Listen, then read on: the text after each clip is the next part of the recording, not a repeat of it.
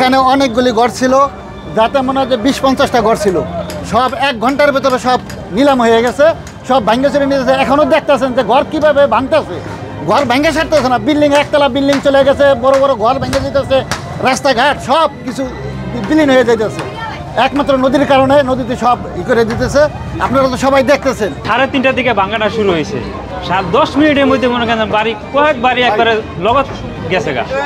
যাওয়ার পরে তারপরে এই যে গত বছর একটু বাঁধ দিছিল, দিকে বাঁধ দেওয়ার পরে কোনো রকম বাঁধ দিছে, এই যে জায়গাটা প্রতি বছরে একটু একটু করে বাঁধ দেয়। যে একটা বাঁধ দিছে ওটা তো স্থায়ী বাঁধ না, ওটা হচ্ছে স্বাভাবিক কোনো রকম পানিটা যিনি না ভাঙ্গিয়া পানিটা যিনি না ছোটে ওই জন্য।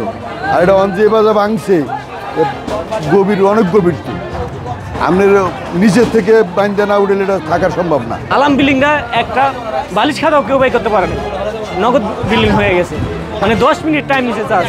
ঘর দুয়ার প্রায় 10-12টার মতো নদীতে চলে গেছে গা। এখন বিল্ডিংগুলো ভাঙিয়ে পড়তেছে।